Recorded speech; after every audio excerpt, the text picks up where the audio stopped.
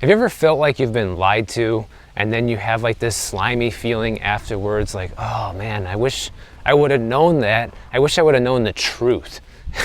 Well, we're going to talk about that in depth today, because I feel like a lot of home buyers have this feeling right now, people who have bought in the last couple of years. So basically what happened is these people bought and they were told that, well, don't worry, because by the end of 2023, interest rates are going to be back down in the mid-5s. So, don't worry about the 7% rate or the 6.5%, whatever you're getting today, because it's going to go down, guys, and you're going to be able to get that cheaper rate. And now, I'm sure a lot of people feel like they've been lied to, because they have been. And the issue is, so many people were promising that was going to be the case, when in fact it's not, which is wrong, because nobody really knows what's going to happen, right? And so for people to sit there and guarantee you that you're going to be able to refinance down the road was a lie. And by the way, we're walking over near the Peacock Gap golf course in San Rafael. And there's a very nice subdivision over here with lots of different little neighborhoods. So I'll probably do a few different videos over here as the weeks go on, because it's just a nice place to shoot. And so here's the problem. The vast majority of people that have bought in, say, the last year and a half have an interest rate that's over 6%.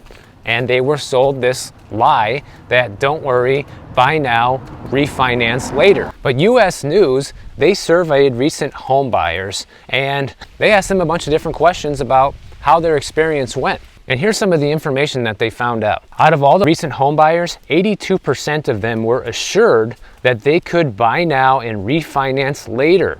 And they most often heard this from their mortgage loan officer, 63% of them said that, and or their real estate agent, 60% of people said that. But 13% say they won't be able to keep making payments if they can't refinance. Among borrowers with an adjustable rate mortgage, that figure is higher at 16%. Already, if you didn't catch that from this very first survey point, this spells disaster for a decent chunk of people who bought a home recently, guys. They just said in this survey that if they can't refinance, they won't be able to continue making their payments for very much longer. And we have a lot of economic data that can back that up right now. Now, 84% of people surveyed said that they plan on refinancing to a lower rate in the future. And when they were asked how low rates would need to fall for them to refinance, 43% of people said between 5.5% and 6%. So that means they have rates higher than that. Their rates are higher than 6% for them to come out and say that's where they need to be at. And about 19% of them said they plan for rates to drop below 5%. And according to this article, they say that that's not expected to happen until 2025, but in reality, nobody knows when that's going to happen. And check this out. Here is an astonishing data point from this survey. Over half of recent buyers, 55% of them, regret taking out a mortgage when rates were high. What have I been saying here on the channel, guys? There's two things that you need to keep in mind when you buy the house. Number one, you can never change the purchase price of that house, but you can always change your interest rate. And the other thing you need to remember is that you cannot refinance if you don't have the equity to refinance, or if rates don't come down substantially lower than what you originally financed at.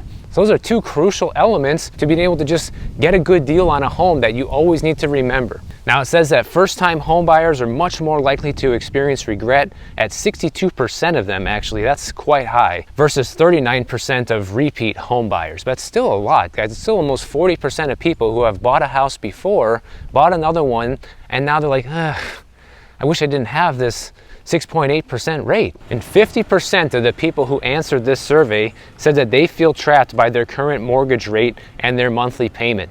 And you know why they feel that way? Because they are. They are trapped, guys. Unfortunately, it's the truth. They're not going to be getting out of that loan until rates do go down. But then guess what? They probably won't be able to refinance, because as rates go down, the value of their property will most likely be in decline. And unless they put a substantial amount of equity into the property up front, they're stuck with it. That's it. Here's another point from this survey. 78% of recent home buyers are somewhat stressed out that rates are expected to stay elevated now for the rest of 2023. Well, I wonder why. Maybe because their mortgage broker or their real estate agent lied to them and said they'd be able to refinance by now, but that's not the case. In fact, rates are probably even higher now than when they got their original mortgage. And once again, 81% of first-time homebuyers are feeling really stressed out by this, compared to 72% of repeat buyers. Literally 25% of people say that they feel extremely stressed out by this. And I don't blame them, guys. Like, they should be stressed out. Now, you made your own bed. You're gonna have to lay in it. You decided it was a good time to buy that house. You believe this lie. And I've been telling people not to believe stuff like this for well over a year here on my channel.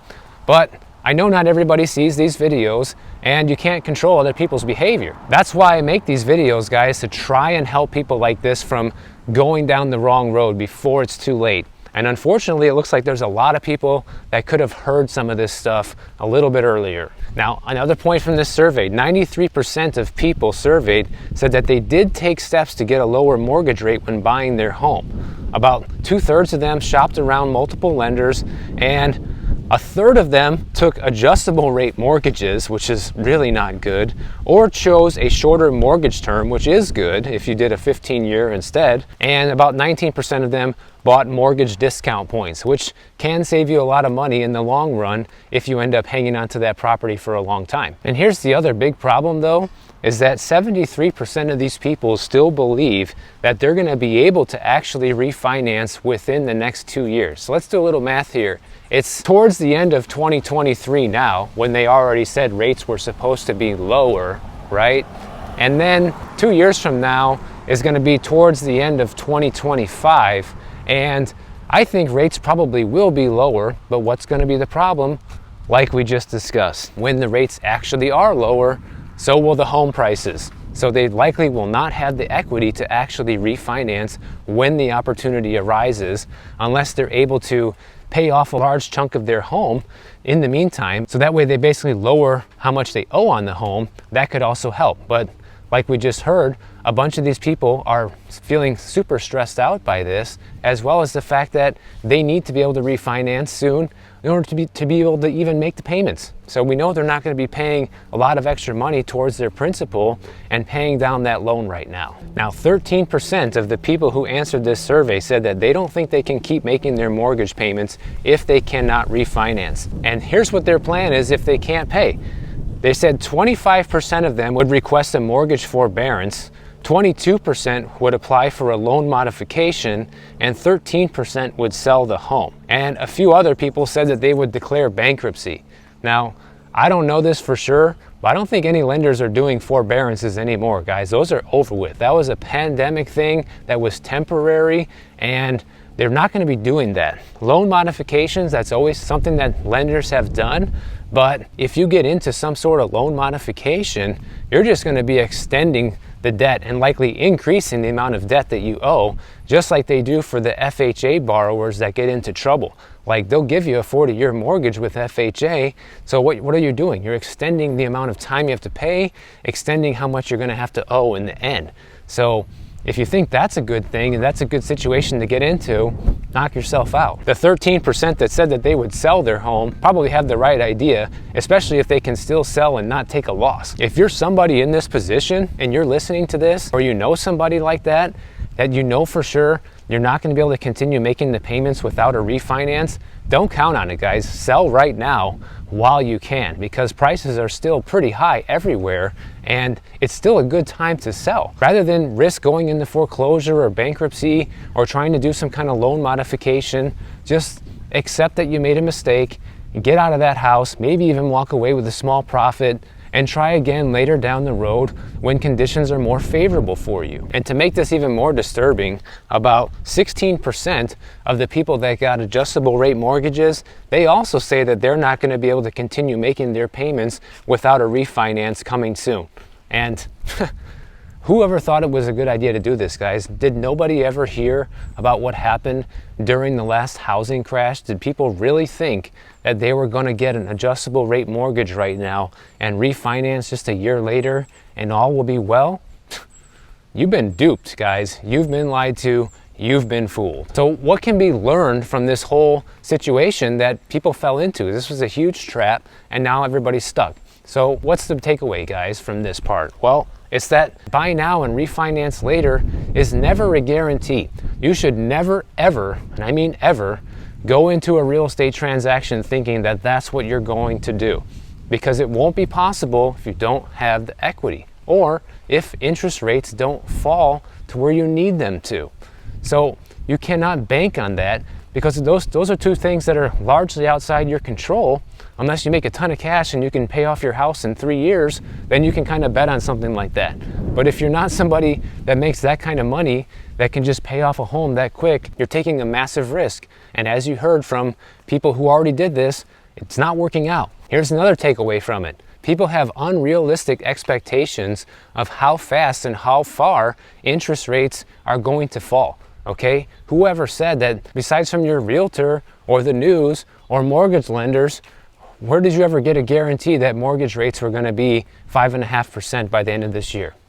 There isn't one, guys. That's because there is not a guarantee of that, and there never has been one.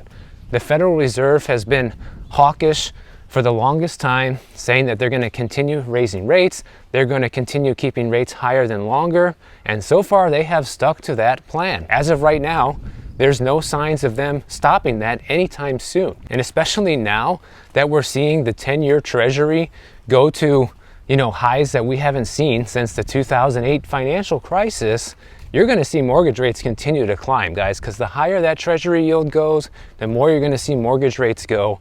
And we're looking at 8% mortgage rates probably now by the end of the year with the way things are going. And the other big takeaway from this whole situation is, when you buy the house, instead of banking on the fact that, oh, I'll buy it now and refinance later, you should be actually super comfortable with the initial payment you get at that rate and that price. Because if you're not, then you're just jumping in over your head and believing lies that other people are telling you. Because guess what?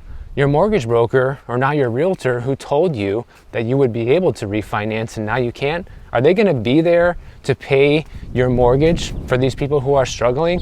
Are they going to come over for dinner tomorrow night and say, oh, sorry, we told you this was a good idea and it didn't work out, but don't worry, we'll cover your payments for you since it didn't? Do you think that's going to happen? It's not. This is why it all falls on you to make the right financial decision when it comes to purchasing a home. And listening to salespeople tell you these things that you can buy now and refinance later, just don't believe it, guys. And you know what? It's the media too. It's not just the salespeople, because I don't know how many articles I have seen. When I do the research for these videos, I have seen hundreds throughout this year alone of different stories telling people this, that don't worry, buy now, refinance later. And it is just not true. It can be true under the right circumstances, but the circumstances we're in right now are not it. But luckily, at least some people are listening, because right now Fannie Mae is saying that the housing market is headed for the largest slowdown in home sales since 2011. So even though you had some people that were rambunctious and just couldn't wait and got out there and got themselves into these situations, the vast majority of people are saying no, which makes me happy to hear. It does put us at this standstill, guys, where there's no buyers, there's no sellers, and it's a very difficult market for anybody who does need to be a buyer or seller right now. That's the reality. Right now, Fannie Mae's projections for the rest of this year is that annualized home sales will be at 4.8 million, and that they expect it to only be at 4.9 million for 2024. Which means sales activity is going to be just extremely low, like we've been seeing. And here's the thing, what they go on to say is that an economic downturn spells trouble for the overall housing market. Central bankers, meaning the Fed, may end up lowering interest rates if things like a weakening labor market continue to get worse, or the credit crunch conditions continue to get worse. Then we're likely to see the Fed lower interest rates. But that's the key right there. I want everybody to pay attention to what we just said, that if the credit crunch gets worse, if the labor market continues to deteriorate, meaning unemployment continues to go up, then you're likely to see that's when the point will come when the Fed starts reversing interest rates. Except, there's a problem. It's already too late. They're reversing the interest rates because the economy is not doing well. What have we been saying here on the channel? I keep pounding it in almost every video. That's what they're gonna do, guys. When things turn around for the worse for the economy, that's when you're gonna see the Fed pivot and go back to lowering interest rates. And just to give you a quick little story in case you haven't heard this already, I started my real estate career in the beginning of 2009 when the housing market was in a full-fledged crash. Prices were still going way down, people were losing their homes, and literally more than half the listings on the market back then were either a foreclosure or a short sale. And guess what? Rates were lower than they are today, and prices were way lower, and prices were dropping. But guess what? Nobody wanted to buy. You know why?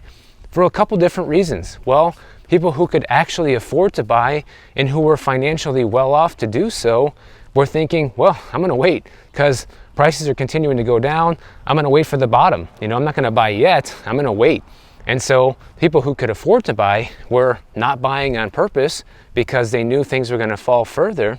And people who probably wanted to buy couldn't because their economic situation was all messed up from the recession and what was going on in their lives. So when your life goes upside down due to your finances, even if prices are going down and rates are dropping, you can't buy a house, guys. That's the unfortunate truth. So the problem is when the moment arrives that everybody wants to see and everyone's been waiting for the home prices to actually go down and the rates to go down with it, when that day comes, there's a possibility you might not be able to take advantage of it. And our economy is already showing different warning signs of slowing down and red flags right now. You have the Fed lying to people, basically telling us that they think that we might still be able to achieve this, glorious soft landing scenario, which is a huge joke at this point. It's not going to happen. And that's another reason you're starting to see the Treasury yields go through the roof because people aren't believing them anymore. So they're saying, hey, if we're going to take a risk and we're going to invest in these 10-year treasuries, we want a higher interest rate because we think that you guys are wrong on where the economy's headed. That's what these higher treasury yields mean right now. And that's also why we see mortgage rates continue to go higher. We have auto sales slowing down. In fact, last month alone, we saw auto sales go down 4.6%. The personal savings rate dipped down to 3.5%, which is the lowest it's been in like the last 25 years. Meanwhile, we have credit card debt spiking. Does that all sound like things are headed in the right direction right now? Not only we have the credit card debt spiking, guys, but people aren't even paying the credit cards either. In fact, take a look at this chart. This chart shows you the delinquency rate on credit cards, okay? And it's the highest that it's been at least since 1991. We don't even know because it doesn't even go further back than this, but it is astronomical right now, the amount of people who are defaulting. It's almost at 8% of people are not paying their credit cards right now. Meanwhile, the debt is skyrocketing. So what do you think all that means? You even have restaurant brands and chains like Olive Garden, okay? Olive Garden is part of Darden Restaurants, and the CEO, his name is Rick Cardenas, and he says that they're seeing softening this year versus last year, especially with households that have incomes above $125,000 a year. And that primarily affects their fine dining brands. And they own restaurants like Olive Garden, Longhorn Steakhouse, the Capitol Grill, and I think they have Red Lobster and a few other ones. So they cover a lot of different restaurants across the country. So not only are people not going to these restaurants as often anymore, but they're also spending less when they go. In fact, when people go, they're ordering cheaper meals, they're spending less money on cheaper priced wines and alcoholic drinks, they're not getting the fancy bottle anymore, and they're just spending less, guys. There's a couple of things that we can look at that back up this spending trend across the board right now. When you look at this chart, it shows you the personal savings rate is the green line, which has been plummeting ever since the pandemic, and we got this huge stimulus. You can see how much it spiked there. And then the red line is the credit card debt. Look how much things have changed, guys. It was going up, up, and up until the pandemic. People got money and paid off a bunch of the credit card debt, and now it spiked higher than ever. Just within a couple of years. It is just crazy what people did with this money and how people spent it. I mean, it's kind of unbelievable when you look at this. And if we look at this next chart, it shows you how much the total revolving credit monthly is changing. So we can see that when it goes red, it means that people are paying off their credit cards. And when it goes green, people are adding to it and increasing the balances rather than paying them off. We can notice that things are definitely headed in the direction of people continuing to charge more, and not pay it off. And on top of that, literally in a few days from now, starting October 1st, we have the resumption of the student loan payments. So the responsible borrowers are going to be paying that back, and the ones who aren't are going to be kicking the can down the road and say they're not going to pay. So all I can say from this, guys, is grab your popcorn, because I think for the rest of this year, things are really about to start to get interesting with all these things happening, kind of converging all at once, you know? I can't remember a time, at least since I've been paying attention to the whole economic cycle, which is pretty much since the great financial crisis, where all these things are converging at once, you know? And it's definitely going to be interesting to see how it all plays out. And I'm looking forward to keeping you all posted on it here on the channel. So if you enjoyed this video, make sure you subscribe to the channel. And if you don't want to wait for my next one to come out, check out this video on the screen right over here, and I'll see you in the next one.